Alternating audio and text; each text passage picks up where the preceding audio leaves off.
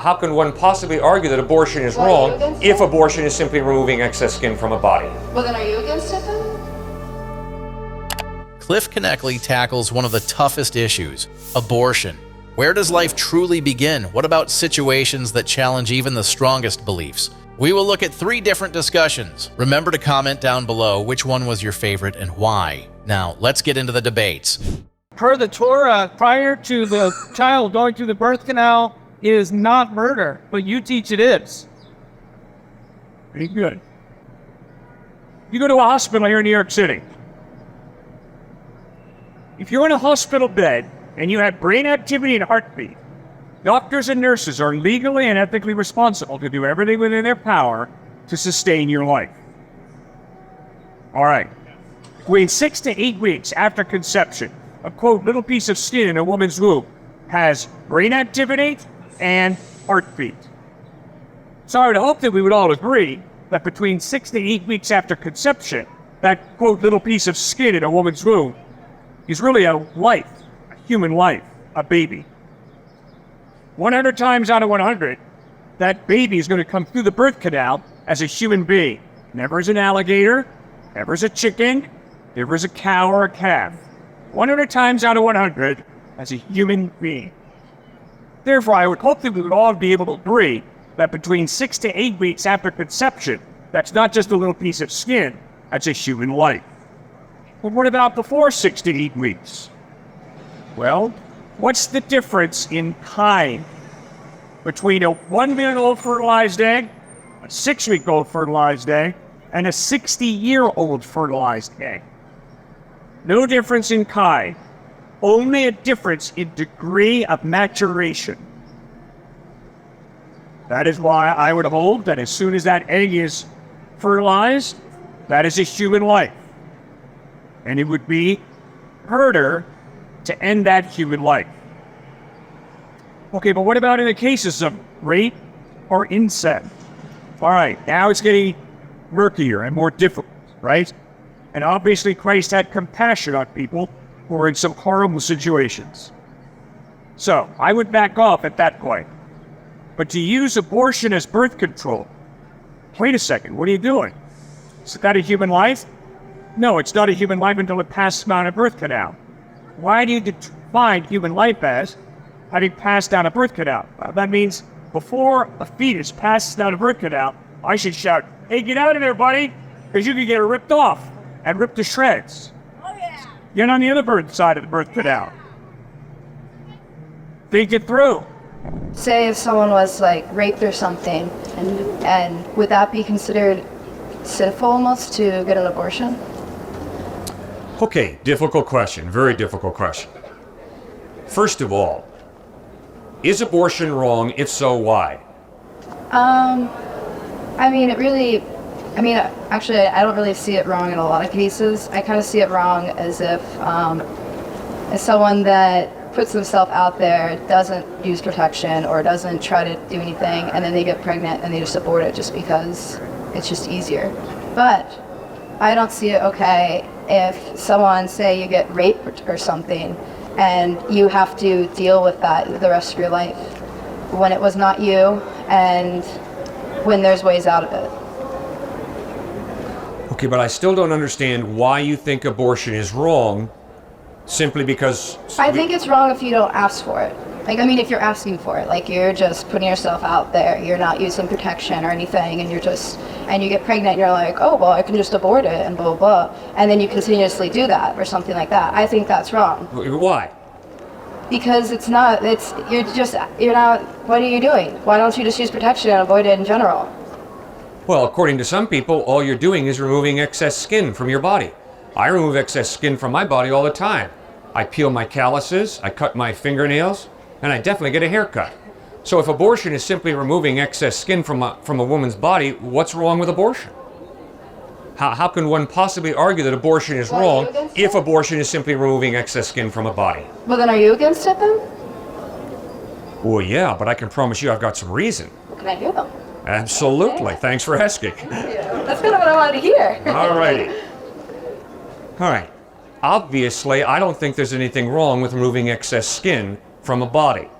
Therefore, If a fetus is simply excess skin, there's nothing wrong with abortion. So what I obviously have to ask myself is, when does human life begin? Because if a fetus is a human life, and if abortion is ending a human life motivated by inconvenience, selfishness, then I'm afraid we got murder on our hands here. That's how I would define murder. If I just come up to you and blow you away because I don't like you, that's murder.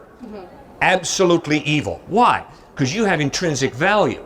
You're valuable, I would insist, because you're a human being created in the image of God. That's why you're valuable. He has given you significance and worth. You're a treasure. All right. And guess what? I'm convinced that before you pass down a birth canal, you still have that value. You see, I don't think your value begins when you start sucking air. I think you're valuable when you're alive.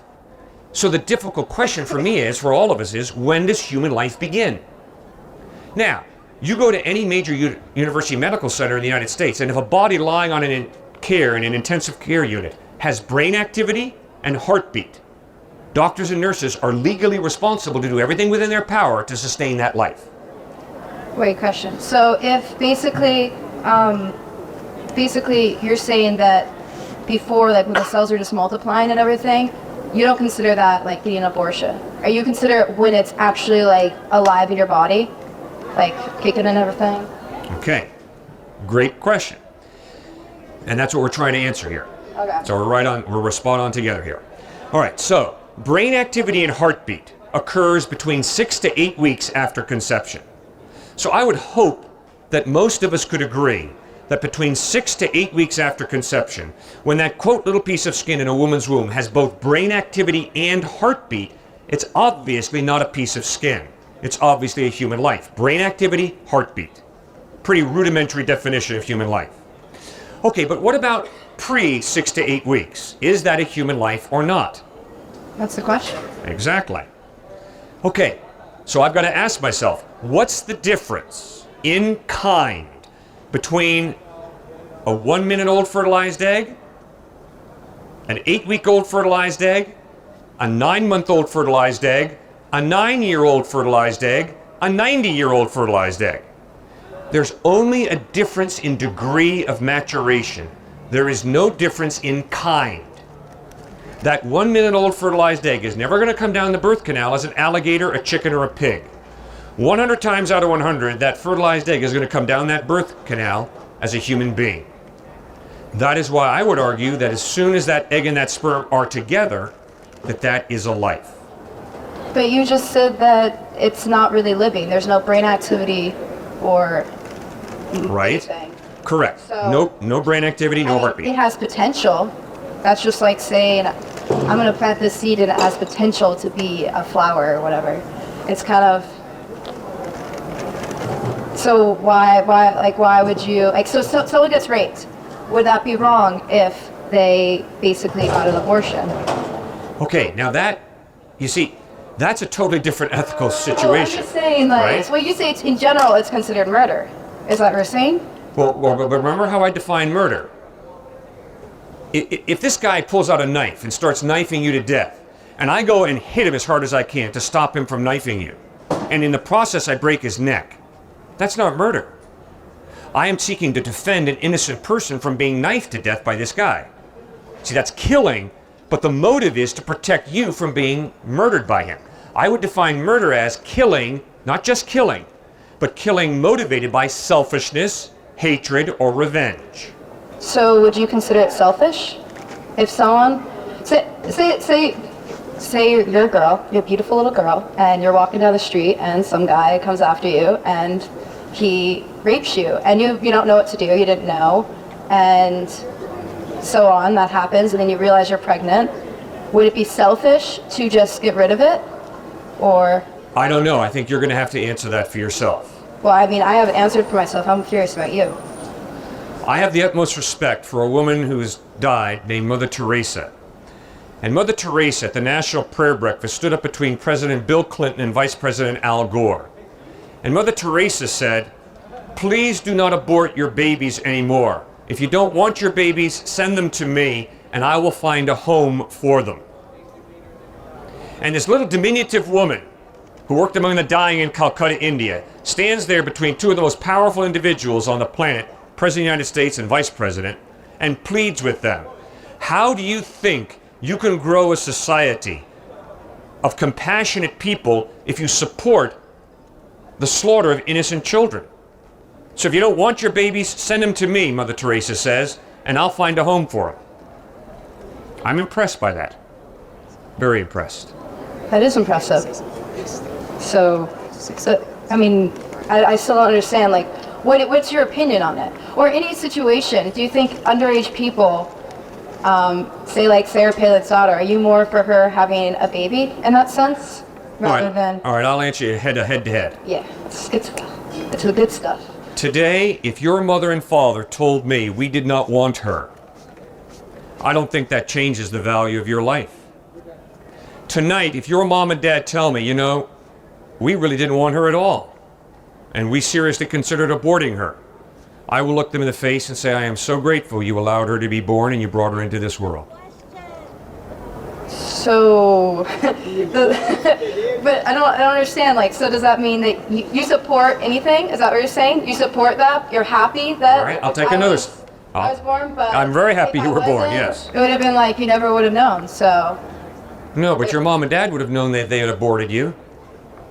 You see, I have to consistently deal with couples and people who do abort, okay?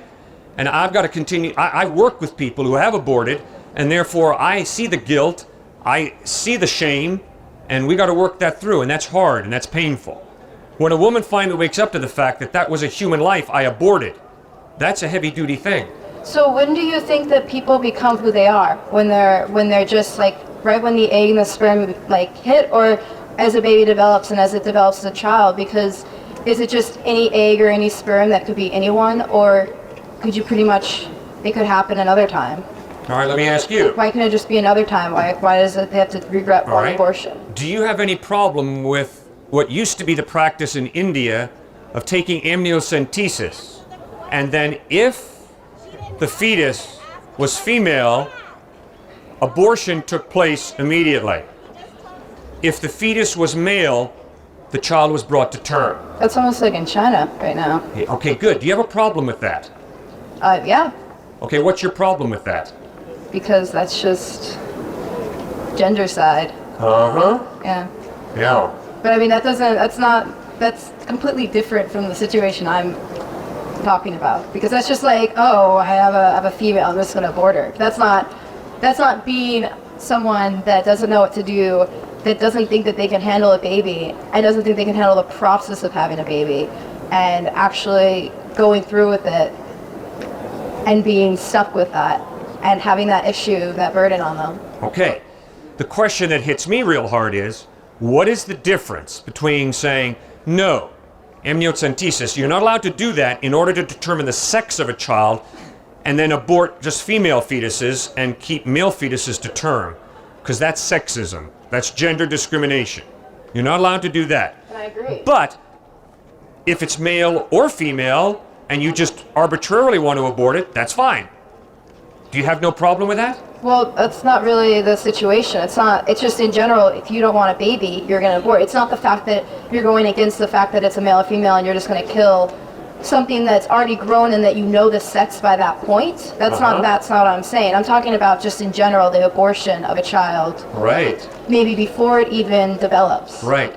But you see, man, my point is real simple. If you're going to be so opposed to the abortion of female fetuses after amniocentesis has been performed, you know very well what you're saying is that's a life. That's a female life that you're wiping out, right? Okay, now if you're so committed to preserving female lives, then I hope you're equally committed to preserving male lives as well. So let's not abort female or male.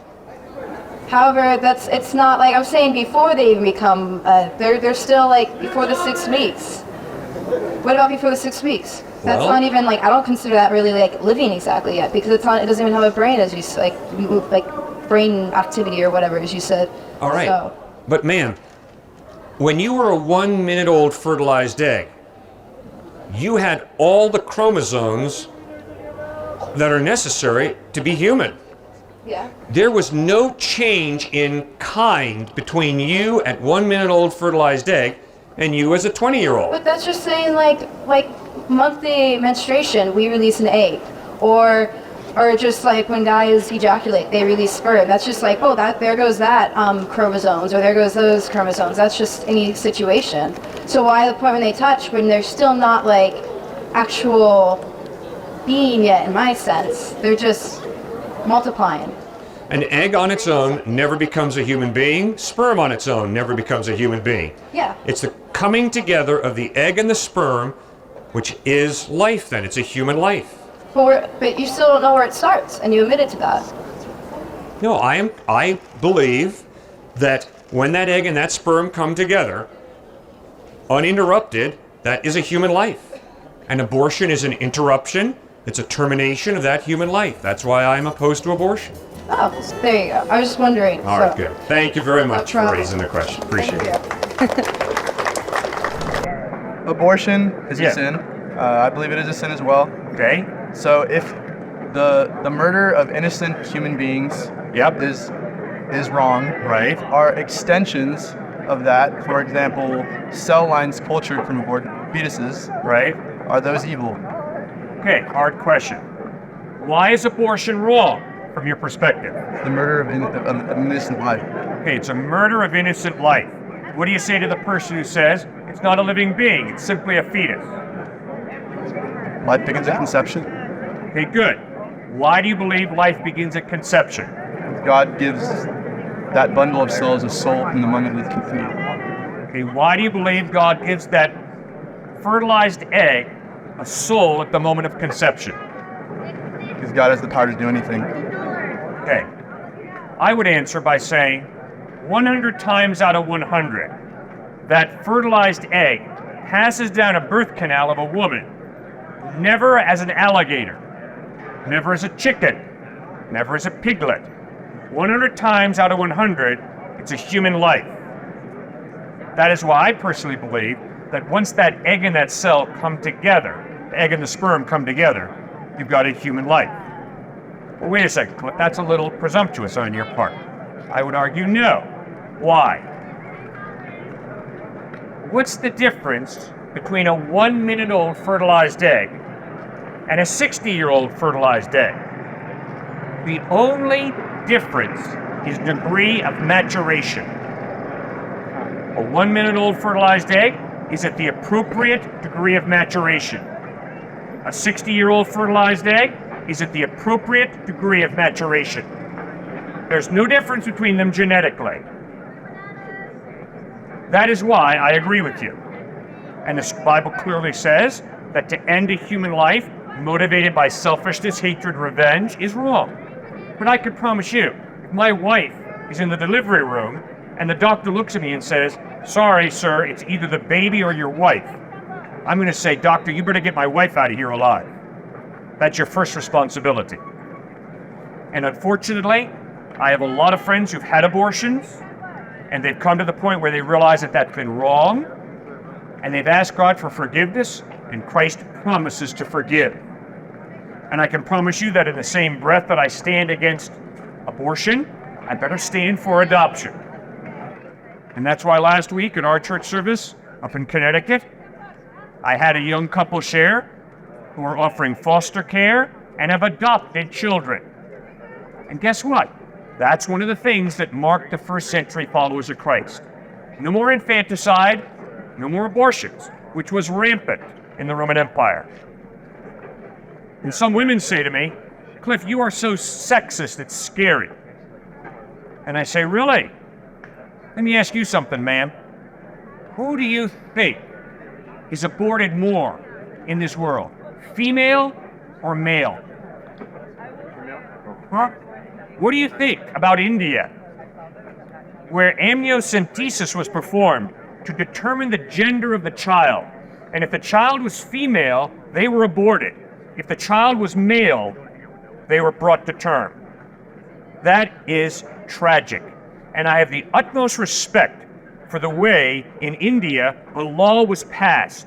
You are no longer to do amniocentesis on a pregnant woman in order to determine the gender of the child.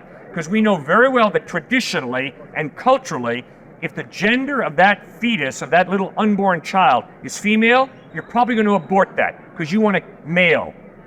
That's sick.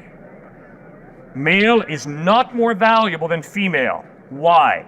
Because the value of a male is based on the fact that they are created in the image of God. Equally true, the value of a female is based on the fact that they are created in the image of God. Therefore, to elevate male over female in any culture is wrong. Does that make any sense? It does. But then the second part of my question was Right. extensions of abortion, for example, the cell cultures, Yeah. cell culture lines and stuff like that, Right. would be extensions of evil. I would plead with you, when it comes to using science to progress science in order to murder people, don't do it. So my Right. next question is the COVID vaccines. Yes. All three of the ones used currently have either in research and research and development or production and manufacturing used cell culture lines from abortions, 1985, 1972, I believe as well. Okay. Are those inherently evil? Okay. You got to be careful. It's a very difficult question you're asking. It's an excellent question. Why do I say that? I have a younger brother who's a transplant surgeon. He transplants kidneys and livers at Duke University Hospital in North Carolina. Okay, so what is my brother doing? My brother is having partners who get a hold of livers, kidneys, and pancreas from people who have just died. He's taking those, they're harvesting out of those dead bodies, but they're doing it quickly. They put it into cold storage, and then they bring it to him. And he takes those organs and transplants them into other people. I would argue, very good. Very, very good. But you're right, there are some difficult ethical lines that you can begin to cross if you're not careful. And this is an excellent example of why I do not believe that all morals are absolute. There's a lot of moral relativism, of moral gray in this world. All right? But I'm convinced that to murder him is absolutely evil. And the only reason I pick on you is because I've seen you before, so I hope you're not offended. All right. I am convinced that for me to murder him or her is absolutely, objectively evil. Why? Because he's not just a handsome hunk of molecules, and she's not just a good-looking bag of chemicals. They're both human beings created in the image of God, which means to murder them is not relatively evil. It is objectively, absolutely evil. So to murder somebody and harvest their, let's say, organs. Yes. Let's say we're murdering them is objectively wrong, or use their cells. Correct. So I would argue earlier you said a baby is a human from Right. from the moment of conception. Right? And that's murder. Taking those cells, would that not also be evil? The creating culture cell lines. Okay, but the question is, has the child died or not? It's been killed. It's an aborted fetus. All right, but if the child is dead, I think that changes the issue, right? I don't think it's right for me to kill him in order to harvest his organs. But if he's dead, to quickly harvest his organs and perform a transplant to give another person life, which my brother does every single day down at Duke. But those are willing organ donors. My point is kind of point. like a child is not, especially an aborted fetus, doesn't have the choice. You're right. And that's an example of where ethics can get really hazy. I don't know. You have to really think hard and pray through it.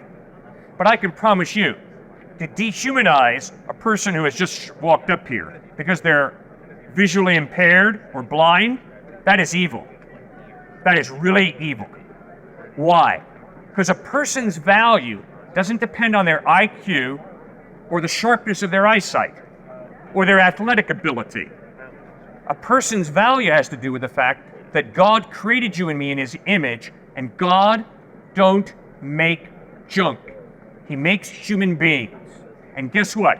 Every atheist and every agnostic down deep knows that. But they got a whale of a problem, because if what they believe at the top of their heads is true, that there is no God, it is false that he and she have objective value. Instead, they have subjective value, depending upon their culture. Oh, you're really beautiful, so you're valuable. But you better not lose your pretty face, because if you lose your pretty face, They become ugly. And we all know what we do with ugly women. We discard them. And if you, sir, lose your handsome face, we all know what the story is on you. You're less valuable. So you better keep your handsome face. And that's trash, guys. If you think about it deeply enough, you realize how trivial, how superficial that is.